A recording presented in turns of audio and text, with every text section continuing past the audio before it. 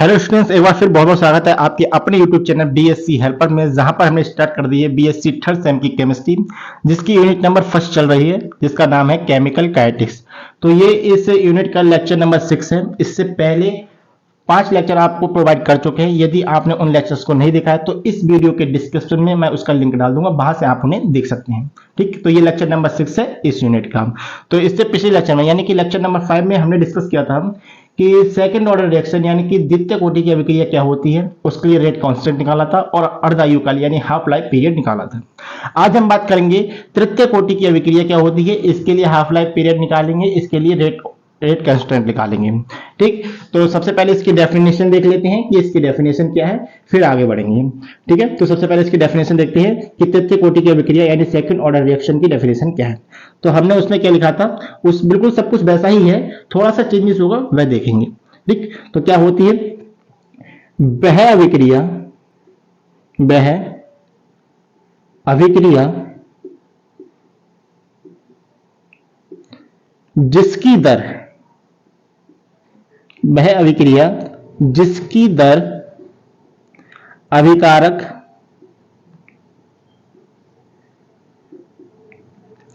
की सांद्रता की सांद्रता की तृतीय घात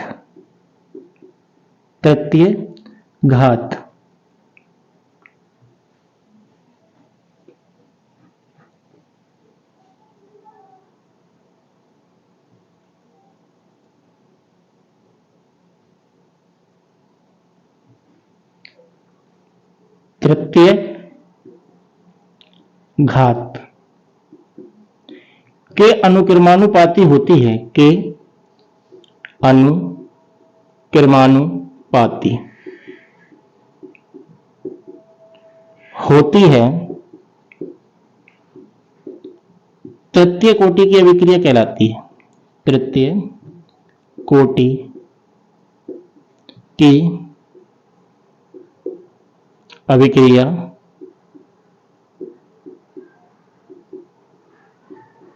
कहलाती है। देखिए क्या मतलब हुआ, इससे पहले हमने देखी थी सेकंड ऑर्डर रिएक्शन यानी कि द्वितीय कोटि की अभिक्रिया। उसमें हमने क्या लिखा था कि वह अभिक्रिया जिसकी दर अभिकारक की सांद्रता की द्वितीय घात के अनुक्रमानुपाती होती है, द्वितीय कोटि की अभिक्रिया कहलाती है। अब यहां पर हम बात कर रहे हैं तृतीय कोटि की अभिक्रिया के लिए, तो हमने क्या प्रयोग किया, तृतीय घात के अनुक्रमानुपाती होती है। केवल इतना ही डिफरेंस है, चाहे वो प्रथम कोटि की अभिक्रिया हो, चाहे वह शून्य कोटि की अभिक्रिया हो, चाहे वह द्वितीय कोटि की अभिक्रिया हो, चाहे वह तृतीय कोटि की अभिक्रिया हो, सब में केवल इतना ही डिफरेंस है। जब शून्य कोटि की अभिक्रिया होगी तो शून्य घात के अनुक्रमानुपाती होगा, जब प्रथम कोटि की अभिक्रिया होगी तो प्रथम घात के अनुक्रमानुपाती लिखेंगे, जब द्वितीय कोटि की अभिक्रिया होगी तो द्वितीय घात के अनुक्रमानुपाती लिखेंगे, जब तृतीय कोटि की अभिक्रिया की बात कर रहे हैं तो तृतीय घात के अनुक्रमानुपाती लिखेंगे। ठीक है, तो डेफिनेशन में केवल इतना ही अंतर है। तो डेफिनेशन क्या है, वह अभिक्रिया जिसकी दर अभिकारक की सांद्रता की तृतीय घात के अनुक्रमानुपाती होती है, तृतीय कोटि की अभिक्रिया कहलाती है। ठीक, अब इससे पहले हमने जब सेकंड ऑर्डर रिएक्शन देखी थी, उसमें हमने देखा था कि जो रेट ऑफ रिएक्शन होती है यानी कि जो dx अपॉन dt होती है वह अनुक्रमानुपाती होती है a माइनस एक्स की पावर 2k। यहाँ पर 2 था, क्यों था, क्योंकि हम उसमें सेकंड ऑर्डर रिएक्शन की बात कर रहे थे, द्वितीय कोटि की अभिक्रिया की बात कर रहे थे। अब यहाँ पर ये 2 ना रहेगा, अब यहाँ पर ये हो जाएगा 3।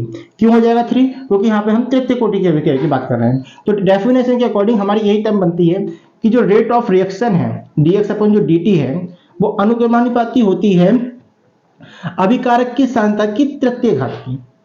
ठीक, इतना समझ में आया। तो ये होगी तृतीय कोटि की अभिक्रिया। अब इंग्लिश मीडियम वाले इस डेफिनेशन को कैसे लिखेंगे, इसे देख लेते हैं। तो क्या है कि वह अभिक्रिया जिसकी दर अभिकारक की सांद्रता की तृतीय घात के अनुक्रमानुपाती होती है, तृतीय कोटि की अभिक्रिया कहलाती है। तो इंग्लिश मीडियम में कैसे लिखेंगे, देखिए इंग्लिश में कैसे लिखेंगे, the chemical reaction in which the rate of reaction depends on the cube of the concentration of reactant, such reaction is known as third order reaction. यहां पर थर्ड ऑर्डर कर लें, सेकंड ऑर्डर है यहां पर इसे लिख लें थर्ड ऑर्डर।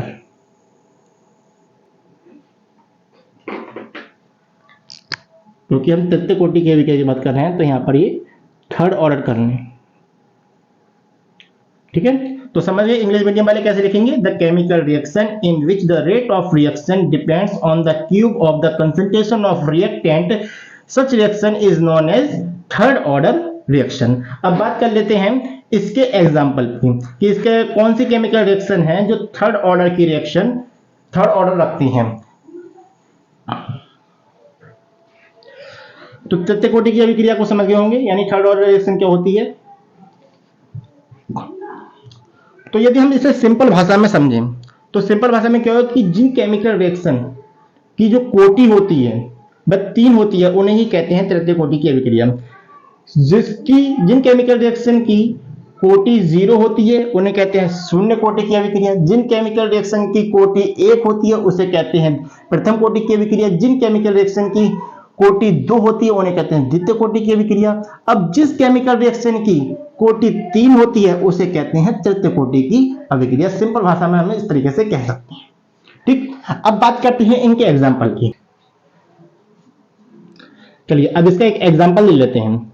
एग्जाम्पल क्या लेंगे, जब 2FeCl3 की क्रिया SnCl2 से होती है तब बनता है हमारे पास FeCl2 प्लस SnCl4।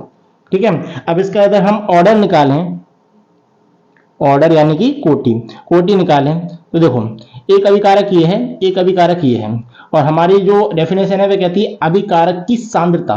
तो अभिकारक की सांद्रता को कैसे रिप्रेजेंट करेंगे, ये जो अभिकारक है इन्हें इस तरीके के ब्रैकेट में रख देते हैं FeCl3। इस तरीके का जो ब्रैकेट है वो अभिकारक की सांद्रता को दिखाता है। ठीक, और जो नंबर ऑफ मॉलिक्यूल्स है यहाँ पर FeCl3 कितने मॉलिक्यूल्स हैं, 2 मॉलिक्यूल्स हैं, तो ये इसकी पावर के रूप में रहते हैं। अब बात करें ये एक अभिकारक ये है SnCl4, इसे हमने जब इस तरीके के ब्रैकेट में रख दिया तो ये इसकी सांद्रता हो गई, और इसका कितने मॉलिक्यूल है, 1 मॉलिक्यूल है, तो मॉलिक्यूल है वो इसकी पावर के रूप में रहते हैं। ठीक, अब जब हम जानते हैं कि ऑर्डर रिएक्शन केमिकल रिएक्शन का ऑर्डर कैसे निकालते हैं, तो ये जो पावर होती है इन दोनों को हम ऐड कर देते हैं, तो 2 + 1 कितना हो गया 3। तो यहाँ पर जो ऑर्डर आया वो हमारे पास आया 3। तो ये हो गई हमारी तृतीय कोटि की अभिक्रिया। क्या है, 2FeCl3 प्लस SnCl2 की रिएक्शन जब होती है तो हमारे पास बनता है FeCl2 प्लस SnCl4, और इस अभिक्रिया का जो ऑर्डर होता है वह 3 आता है, इसीलिए ये अभिक्रिया तृतीय कोटि की अभिक्रिया होती है। ठीक, अब हमने ये समझ लिया कि तृतीय कोटि की अभिक्रिया क्या होती है। अब हम इसके लिए निकालेंगे रेट कांस्टेंट निकालेंगे, फिर इसका हाफ लाइफ पीरियड निकालेंगे। तो चलिए अब रेट कांस्टेंट की गणना कर लेते हैं। चलिए अब हेडिंग डालेंगे दर स्थिरांक की गणना, यानी कि कैलकुलेशन फॉर रेट कांस्टेंट। तो पूरा प्रोसेस वही है जो अब तक हम करते हुए आए हैं, 0 ऑर्डर रिएक्शन में, फर्स्ट ऑर्डर रिएक्शन में, सेकंड ऑर्डर रिएक्शन में, पूरा प्रोसेस इसका वही होगा। थोड़ा सा चेंजेस है जो हम इसमें देखेंगे। ठीक है, तो सबसे पहले हम क्या लिखते हैं कि हम कोई रिएक्शन मान लेते हैं किसकी, हम जब तृतीय कोटि की अभिक्रिया यानी थर्ड ऑर्डर रिएक्शन की बात कर रहे हैं तो हम कोई थर्ड ऑर्डर की रिएक्शन मान लेते हैं। तो सबसे पहले क्या लिखते हैं हम कि माना कि कोई तृतीय कोटि की यानी कि थर्ड ऑर्डर की तृतीय कोटि की अभिक्रिया निम्न है। मान लेते हैं कि कोई केमिकल रिएक्शन है जिसमें अभिकारक A जो है वह उत्पाद B बना रहा है, और हमने माना है कि ये जो अभिक्रिया है वह तृतीय कोटि की अभिक्रिया है। ठीक है, अब फिर हम क्या लिखते हैं कि माना प्रारंभिक सांद्रता, किसकी प्रारंभिक सांद्रता, अभिकारक A की सांद्रता A है। ठीक है, और जो उत्पाद है उसकी प्रारंभिक सांद्रता 0 है। ठीक, कब है ये प्रारंभिक सांद्रता का मतलब हो गया जब कोई केमिकल रिएक्शन नहीं हुई है। जब कोई केमिकल रिएक्शन नहीं हुई है तब अभिकारक की जो सांद्रता है वह A है और उत्पाद की सांद्रता वह 0 है। T समय बाद, माना T समय बाद कितनी हो जाती है, ये A-X हो जाती है अभिकारक की सांद्रता, और उत्पाद की सांद्रता X हो जाती है। मतलब समझे, मैंने पिछली वीडियो में बताया था कि A-X क्यों लिख रहे हैं कि अब हम जानते हैं कि जब कोई केमिकल रिएक्शन होती है तो अभिकारक की जो सांद्रता होती है वह घटती है और उत्पाद की सांद्रता वह बढ़ती है। तो उत्पाद की सांद्रता जब X बढ़ी है तो अभिकारक की सांद्रता X घटेगी, तो इसीलिए लिख रहे हैं A-X। फिर हमारा नेक्स्ट स्टेप क्या होता है, तृतीय कोटि की अभिक्रिया की दर। डेफिनेशन के अकॉर्डिंग क्या होती है, जो dx अपॉन dt जो अभिक्रिया की जो दर होती है वह अनुक्रमानुपाती होती है a माइनस एक्स की पावर 3 की। द्वितीय कोटि की अभिक्रिया में हमने यहाँ पर 2 लिखा था क्योंकि हम द्वितीय कोटि की अभिक्रिया की बात कर रहे थे। अब यहाँ पर हम तृतीय कोटि की अभिक्रिया की बात कर रहे हैं तो यहाँ पर ये 3 हो जाएगा, किसके, डेफिनेशन के अकॉर्डिंग। ठीक, अब फिर हम क्या करते हैं, dx अपॉन dt अनुक्रमानुपाती का चिन्ह हटाते हैं तो एक कांस्टेंट मिलता है कि इस कांस्टेंट को ही कहते हैं रेट कांस्टेंट यानी कि दर स्थिरांक, और ये हो जाता है a माइनस एक्स की पावर 3। ठीक, अब क्या करते हैं, dx के साथ में हम x की टर्म को ले जाते हैं तो ये हो जाएगा dx upon a minus x की पावर 3, और ये हो जाएगा k के साथ हम dt को ले जाते हैं तो ये हो जाएगा k dt। ठीक है, अब क्या करेंगे, अब हम कर देते हैं इस टर्म का समाकलन। ठीक है, तो समाकलन करने पर देखो 1 अपॉन a माइनस एक्स का होल क्यूब dx, और ये हो जाएगा कांस्टेंट जो है वो बाहर ले लेते हैं समाकलन के और अंदर आ जाता है dt। ठीक है, अब हम 1 अपॉन a माइनस एक्स का होल क्यूब, इसका जब हम इंटीग्रेशन करते हैं यानी समाकलन तो ये मिलता है 1 अपॉन 2 a माइनस एक्स का होल स्क्वायर। ठीक है, और ये हो जाएगा k, यहाँ पर 1 का समाकलन हो रहा है t के रिस्पेक्ट में तो ये तो क्या आ जाएगा हमारे पास t आ जाएगा, और एक इंटीग्रेशन कांस्टेंट लग जाता है i, जहां पर i क्या है, इंटीग्रेशन कांस्टेंट है। ठीक है, अब तो क्या करते हैं हम कि मान लेते हैं, माना यदि हम x बराबर 0 तथा t बराबर 0 मान लें, तब जो i है उसकी वैल्यू क्या आएगी, तो ये हो जाएगा 2 अपॉन a माइनस एक्स की जगह पे हम 0 रख रहे हैं तो ये 0 a माइनस 0 का whole square is equal to k into T की जगह पर हम 0 रख रहे हैं प्लस i, तो यहां पर हमें ये मिल गया 1 अपॉन 2 और a का square is equal to i, यानी i की जो वैल्यू आई हमारे पास वो आई 1 अपॉन 2a स्क्वायर। अब इस वैल्यू को हम अगेन यहां पर रख देंगे। ठीक है, यहां पर हम इसमें दोबारा रख देंगे, तो अब शायद इससे नीचे आपको दिखाई नहीं दे रहा होगा तो मैं इसे रफ कर देता हूं, फिर हम आगे बढ़ते हैं। चलिए अब बढ़ते हैं आगे। तो लास्ट टर्म हमारे पास क्या आई थी, वो आई थी 1 अपॉन 2 a माइनस एक्स का whole square is equal to K T plus I. ठीक, इसे क्या करेंगे, इसे इक्वेशन फर्स्ट मान लेना वहां पर। ठीक है, आप उसे इक्वेशन फर्स्ट मान लेना, मैं नहीं लिखूंगी लेकिन आप लिख लेना इक्वेशन फर्स्ट। ठीक, अब हमने यहाँ पर देखा था कि जो आई की वैल्यू हमें मिली थी वो मिली थी 1 अपॉन 2a स्क्वायर। ठीक है, अब हम इस इक्वेशन फर्स्ट को ही यहाँ पर इंप्लाइज करेंगे, तो ये हमारे पास होगा 1 अपॉन 2 a माइनस एक्स का whole square is equal to K T plus I की यहां पर वैल्यू लिख देंगे, कितनी आई है 1 अपॉन 2a स्क्वायर। ठीक है, अब इस 1 अपॉन 2a स्क्वायर को इधर की साइड में ले जाएंगे तो ये हमारे पास आएगा के T is equal to 1 upon 2a minus X का whole square minus 1 upon 2a square. जब इसका हम एलसीएम लेंगे और इसे सॉल्व करेंगे तो हमारे पास ये आएगा a square minus a minus X का whole square upon 2a square a minus X का होल स्क्वायर। ठीक है, अब देखो a स्क्वायर माइनस, जब हम इसका स्क्वायर कर देंगे तो ये आएगा हमारे पास a square plus x square minus 2ax upon 2a square a minus X का होल स्क्वायर। ठीक है, अब इसका ब्रैकेट खोलेंगे तो ये हमारे पास आ जाएगा a square minus a square और ये माइनस का चिन्ह हो जाएगा तो ये माइनस एक्स स्क्वायर हो जाएगा, ये माइनस माइनस प्लस हो जाएगा तो ये 2ax हो जाएगा, और अपॉन में हमारे पास रहेगा 2a square a minus X का होल स्क्वायर। ठीक है, अब देखो इस a स्क्वायर से a स्क्वायर कैंसिल हो जाएगा और हमारे पास ये जो टर्म मिलेगी वो मिलेगी 2ax माइनस एक्स स्क्वायर। मैंने इस 2x को इससे पहले लिख लिया। ठीक, अब क्या होगा 2a square a minus X का होल स्क्वायर, ये किसके इक्वल में चल रहा है, ये kt के इक्वल में चल रहा है।